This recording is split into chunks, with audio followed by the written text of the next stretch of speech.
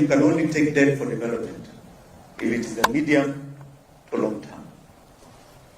Anything beyond a year.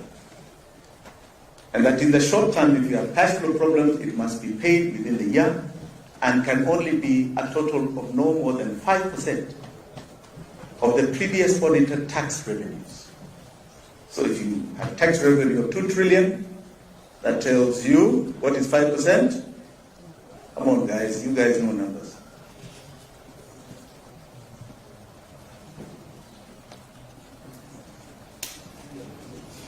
You guys are guys of numbers. When you're not doing numbers, nobody can shout at a number. What's 5% of 2 trillion? Come on, you guys are asleep over. What's 5% of 2 trillion? How much? Huh? How much? 10. You're very wrong, Bwana. Wait. What else? Who else has? Who's got a number to volunteer? What's 5% of 2 trillion? 100 billion. So that is the maximum. And they even say that's an overdraft in CBK. So CBK literally prints that money. All right? The rest must go to development. So let's see how many numbers you guys can click. So we did what is called a primary balance. Primary balance is this. You look at the expenses of a country, right? And you remove one item called debt payments. So you say, what are our expenses? And then, what are our actual tax revenues? What are we paying in tax? So we did it from 2013 July to 2023 June last year. So, for example, development in those years was 6 trillion. So we put it there. What are the county expenses? We put it there. What are the salaries of the entire government? We put it there. What are pensions? We put it there. What are operational expenses? So the police have enough petrol to come and arrest you? Iko hapa. Na enough tear gas? Iko hapa. Haya. What is that number? 40.6 trillion. 10 years. Take note. And we said, okay. What did each and every one of us pay in terms of taxation? And you guys know you pay tax every day. So you buy goods and services. Yes. So all of us pay tax. We are all shareholders who listen to this whole thing. And in 10 years, it is 13.3 trillion. So what is the deficit? You guys understand the deficit? Give that young man a clap. Good numbers. So we say, okay, if that's the deficit, the law is very clear. That is all we needed to borrow. If you take 1.3 and you take the development of 6 trillion, what percentage is 1.3 trillion to 6 trillion?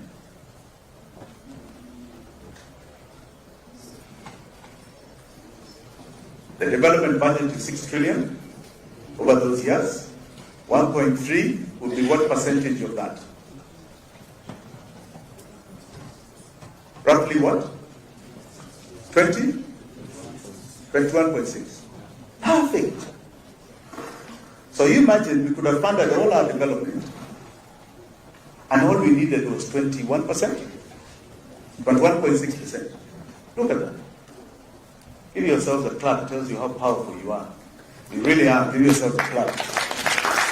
We need nobody's money. We can do this. And if we say we don't borrow, we just remove that amount, 1.3 from 6, and what do you have?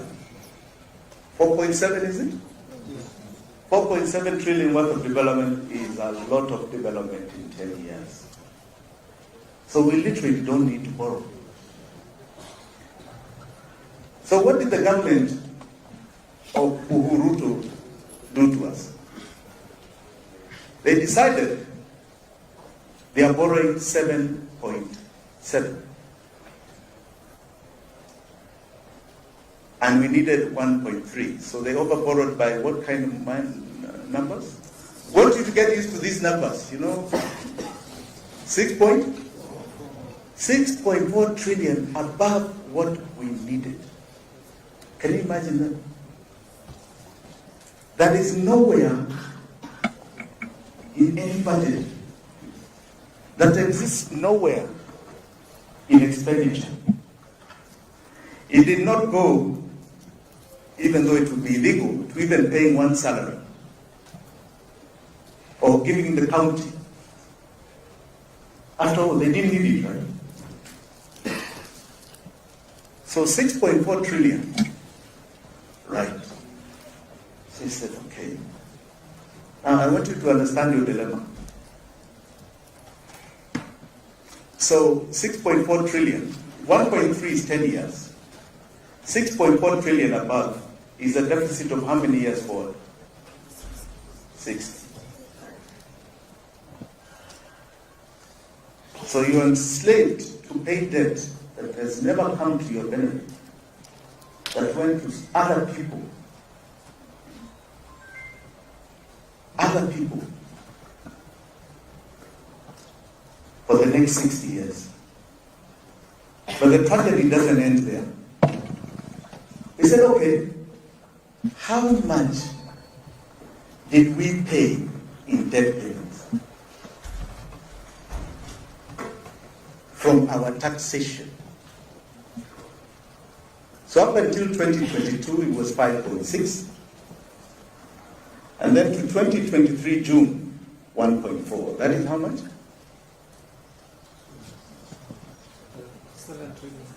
7 trillion. The taxes have paid 7 trillion. Remember, you only needed 1.3. Right? So I want you to help me with this. You only needed 1.3. People took 6.4 trillion of what you did not need. We did not need. And then we have paid 7 trillion on top of that. From each and every one of us. And what is the current outstanding of debt? Yes? 11 trillion. Give her a clap. Okay, so you tell me how this makes sense. I want to throw it to you guys.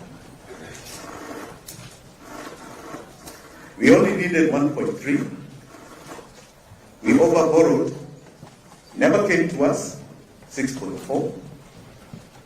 We have paid from our taxes 7 trillion, and we still owe 11 trillion, and it climbs every year.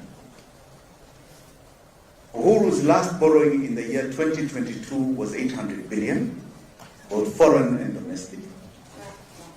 Ruto's borrowings last year was 1.4 trillion, and he proposes with his so-called supplementary budget this year to borrow another 1.6 this year, 1 trillion from domestic funds.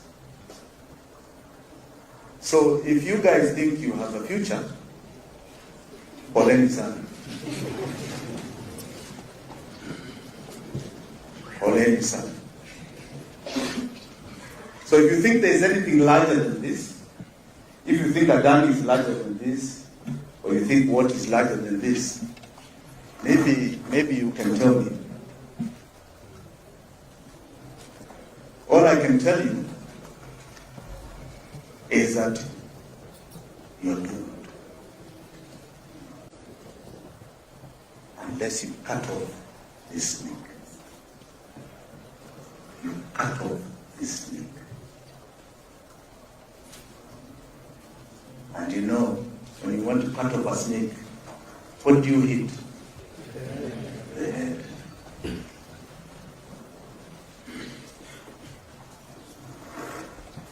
You literally have been made slaves. That is why your airports will go. Your ports will go. your power will go. Your minerals will go. Your land will go. You are now going to be properly dominated. And if you think that's the life you want to live, it's up to you. We are bothering to try and educate you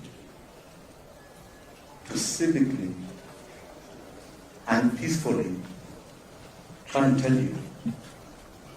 But if you do not stand up now for your economic emancipation, you are doomed.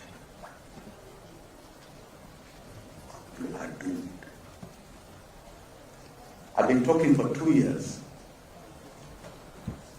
A lot of the media have asked Treasury officials to come and debate with me, and they will not face me. They've asked them to contradict my numbers, and they will not face me.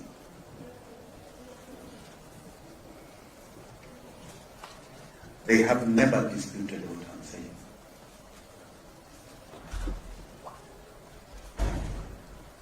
And I want you to understand that it was deliberate.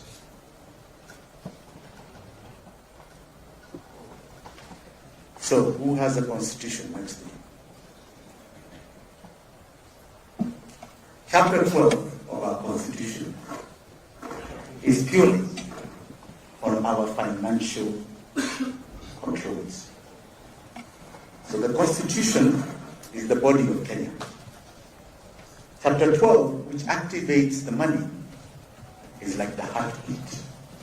So the blood can flow. So it is about our money. So you know what these guys did? They decided it doesn't work for them. I want you to understand criminals. So they said, for example, I think it's Article 206. What does Article 206 say? Is that on the consolidated fund? 206 or 204? That there is only one account that the finances of a country can go to, whether it's foreign or domestic debt or taxes. Correct. And it gives an exception. A and B. Except for when there's a government fund, like an account for a specific project. Correct, like the Petroleum Development Fund. And B, appropriations in aid. It's like profit from a ministry. All right? So that part of the Constitution, let's repeat. Naona nyinyi mnasoma vizuri.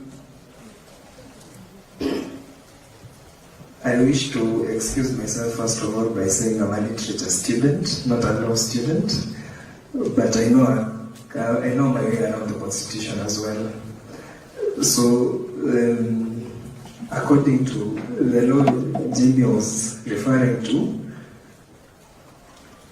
the funds of a country, all the funds of Kenya, for example, our country, since it's our constitution, can only go to one account. And it's even given a number of what that account is to be called. I've just forgotten it. Yes. And it gives two exceptions: charity and a specific fund that the government has created to fund a project. Very well. Give him a clap. So that 206 in the Constitution was copy-pasted in the Public Finance Management Act. So exception A and B as per the Constitution. A fund created by Parliament, and B, if there is extra money, A and A.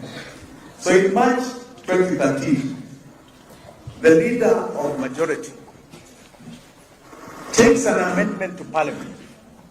This is now Duale at the time. People who are very young.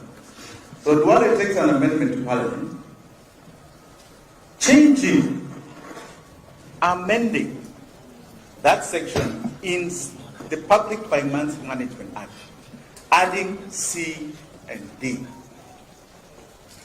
And C and D, if you read it, has got to do with loans.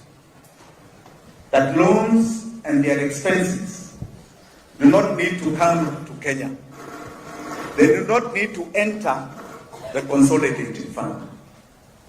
So they illegally amend the constitution with statute law below the constitution.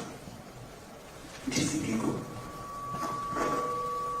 And the Attorney General at the time gives, and I hope one of these days you have him up here so you can question him, gives a legal opinion about how that is very lawful.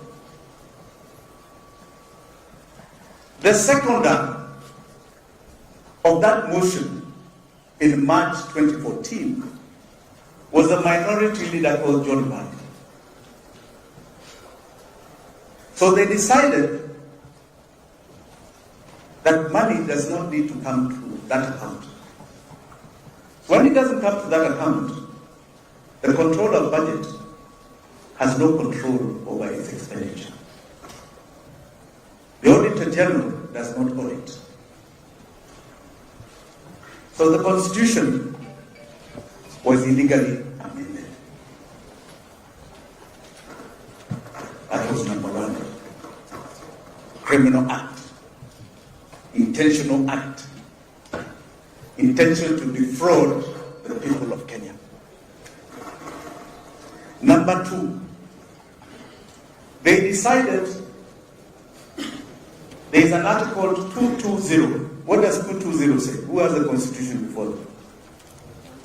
220 is a definition of the budget. Do you have it? Who has the constitution?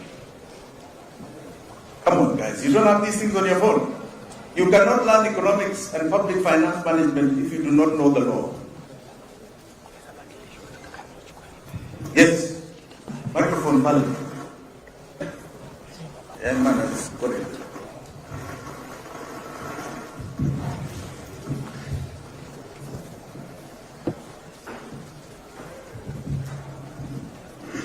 It states that budgets of the national and county governments shall contain A. Slowly. Shall contain A. Estimates of revenue and expenditure differentiating between recurrent and development expenditure. Stop there. So shall contain estimates of revenue and estimates of expenditure. The revenue is all the revenue that will be collected, envisaged to be collected by tax. And all the revenue, including deficit, that the government intends to borrow, so that it is a revenue estimate that balances with the expenditure. They decided from 2014 they shall not include in the budget, which becomes the appropriation bill, estimates of revenue. And that, for your information, is now a case before SCOC. Supreme Court is to rule on a ruling made by the Court of Appeal that you cannot anchor the finance bill without the revenue estimates. So it nullified Finance Bill 2023. So they were excluding it intentionally. It does not correspond to the expenditure side. If you put the debt there, it can't show in development expenditure where that money is going. Act number 2. Act number 3. Article 223 of the Constitution talks about a supplementary budget. Young man, why don't you read it? It says, supplementary appropriation. Subject to clauses 2 to 4, the national government may spend money that has not been appropriated if A, the amount appropriated for any purpose under the Appropriation Act is insufficient, or a need has arisen for expenditure for a purpose for which no amount has been appropriated by that Act, or B, money has been withdrawn from the contingencies fund. And does it give a percentage? No. It doesn't. Insufficient funds.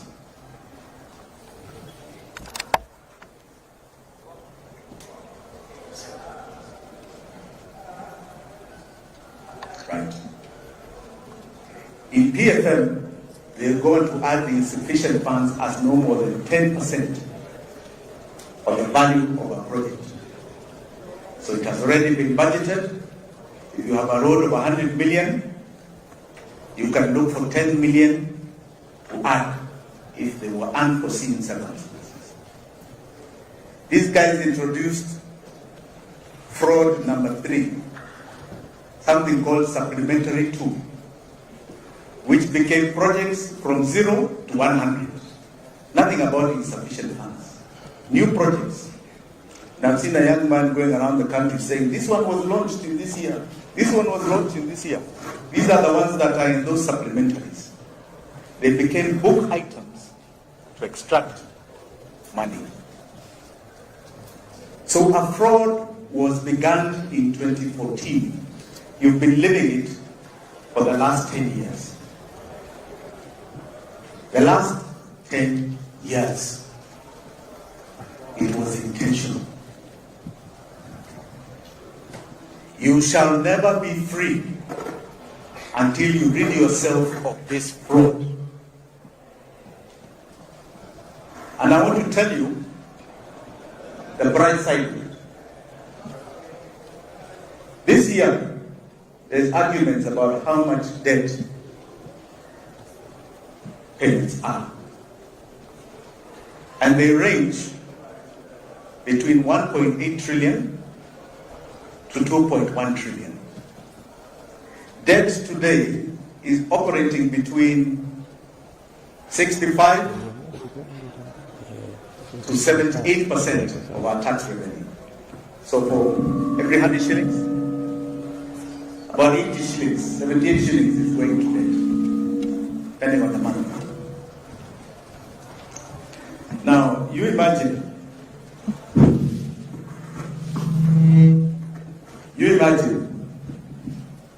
if that money was not going out to this illegal debt. Of that debt of 11 trillion, 5.4 trillion is money that is our savings from our banks, that you cannot put towards even one project. 5.4 trillion. That you cannot put towards even one salary.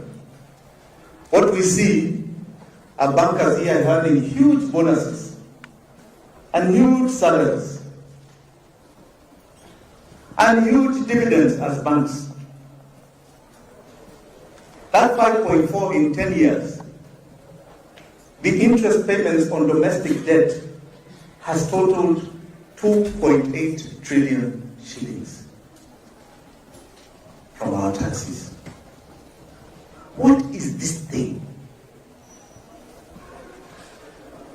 Please tell me what this thing is. It's a Ponzi scheme. Correct. And the problem with Ponzi schemes, they have to keep going on. Because if you stop it, it all crashes. So you're the Ponzis. You wake up in the morning, that's all you're feeding. That thing. That thing. That Ponzi scheme. That pyramid scheme. but has got both local and international players.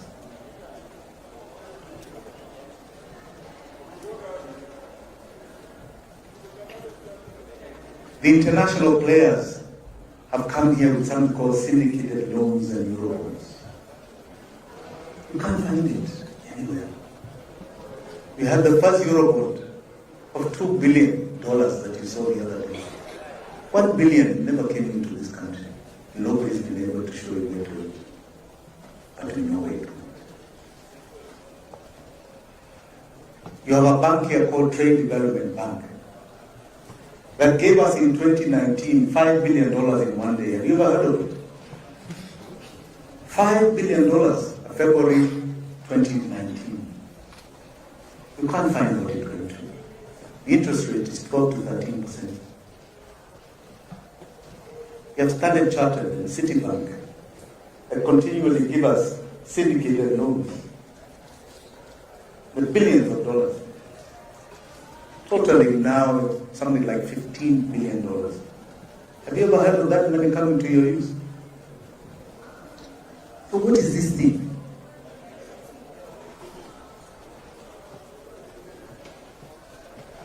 You have all been messed up. Let nobody tell you that you have a modicum of a bright future in this country unless you get rid of that nonsense. And it's not just a scheme here. Chadema in Zambia found a very similar scheme set up by his predecessor called Lunga. And he decided, let me default, let me investigate and deal. And he's now dealing with it. One or two people who helped me with my audit debt have assisted in Zambia. Because if you don't get assistance from IMF, they come to entrench it. Mozambique had a similar problem. They dealt with it. But theirs was little. They dealt with one thing called a tuna board. Malaysia had a similar problem. Nothing like us. We, for some strange reason, there's no comparison to our numbers, which tells you that this is a very important anchor to those that want to extract, dominate, and exploit us. We are such an important anchor. They have ensured your slavery for the next 60 years. You're going to be working for them, producing for them, living and breathing for them. The children you bring into this world are to feed them. And they are masters here in Kenya, because they had masters.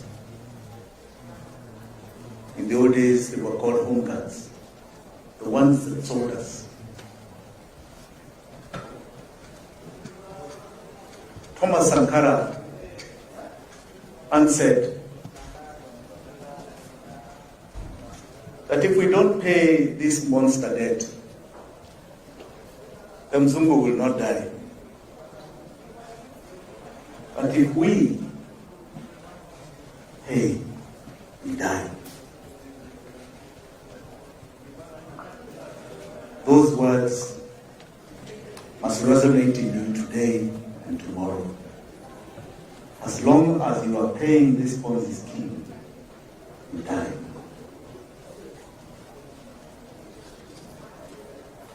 Our economic liberation is going to come by cutting off the head of the snake. The snake that is our slavery. I want you to imagine 5.4 trillion back into the bank accounts to loan to each and every one of you. I want you to imagine an interest rate of 2%. Mortgage to go and buy a property, go and own a home. You start a business. I want you to imagine the 2 trillion or so that is going to debt back in our pockets as tax revenue. To fund the entire schooling education as it is today, we've done the numbers. It's 125 billion. None of you will pay school fees, will pay a cent. 125 billion from primary school all the way to your level. So you can increase the number of people here. Only 125 billion. I want you to understand what you keep being disenfranchised of. What future is being taken away from you? What life every day is being sucked from you? We need nobody's money. We need no goddamn loans from any Mzungu. We are such a wealthy country. We are the same wealthy country that they found. In fact, do you know that if we were just left alone to our own resources, we were the ones who would be giving money to other countries, even within the region, to foster their development. That's what you need to understand. And yet, we are a depressed economy. Your growth has been stunted. So imagine when it's uplifted, how much more that money will be. 700 billion of domestic debt is from insurance companies. 800 billion from pension funds. That is venture capital money. They told Adani needs 200 billion. You guys will be the ones borrowing from insurance companies and pension funds to go and do the airport. Privately. You don't need any Muindi money from Adani. The government doesn't even need to invest in it.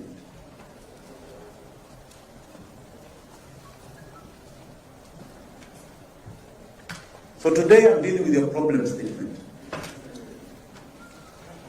And I'm going to try a small way to tell you what life would be like without it.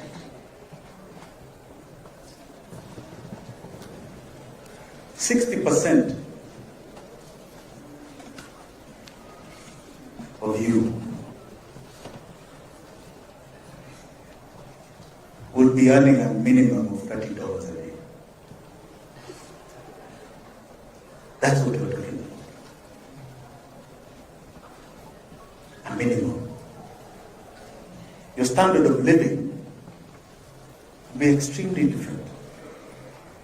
Wouldn't be expensive. Be so much competition here. Be laughing. We would have probably runaway inflation, which we can deal with. Because you no longer have money coming out of your pockets to do whatever it is you want. So you have dignity. You do not need, before people you perceive are economically more empowered than you. You have the mind, energy, and the dignity to grow your own lives the way you perceive it, the way you've been so educated. You'd be expanding beyond the territory of Kenya because 54 million Kenyans would be too small a market for your capacities. So you'd be looking at 1 billion Africans, sub-Saharan Africans. That is the growth of China and India. That is what prospered those nations.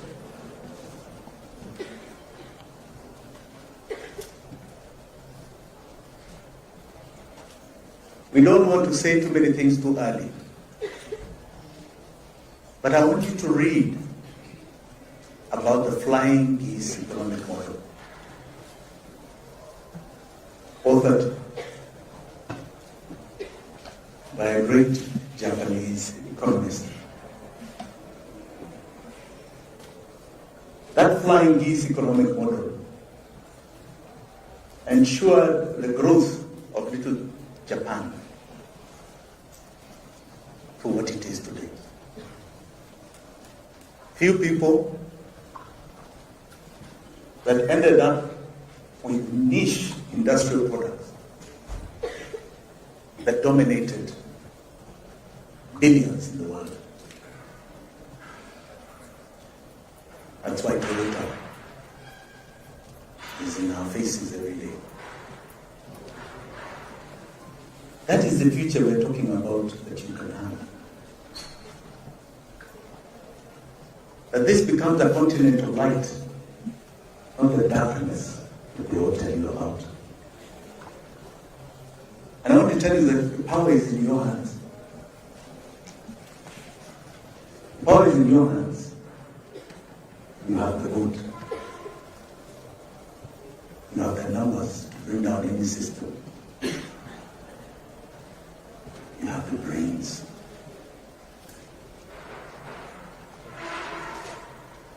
Each and every one of you here. You have information. You have it on your phones. You can communicate. When we're doing the second liberation here, we used to wait to hear opposition leaders talk through VOA and BBC at 6:30 and 8:30 in the night. That's when we know there's a rally the next day. You guys know it instantly. You have power. So much power.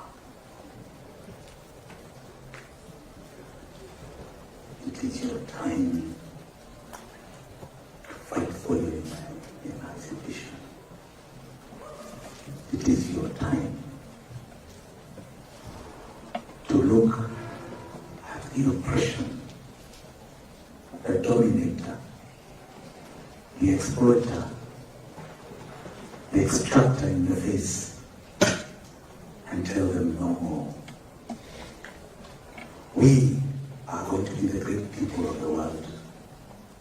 You have the numbers, and let nobody tell you that you need to have understanding. Get many kids. Let me tell you, those kids, that's why you're strong today. The boom of the 80s and 90s in our population. When they used to come here and tell us that aid is tied to family planning.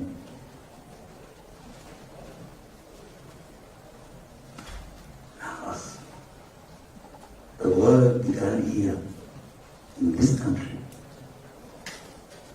So greatness must be felt to the world in your lifetime. Not just your survival, your greatness. And your greatness is going to be premised on the economic revolution that you accept to fight for today and tomorrow. And you will not do it unless you cut off the head of a snake. The dominator, the extractor from your lives. You cut off this debt, you cut off the heads of the snake. This is our Medusa. You cut them all off. And you see a life you cannot believe. No matter what theory you have here today, this is your problem.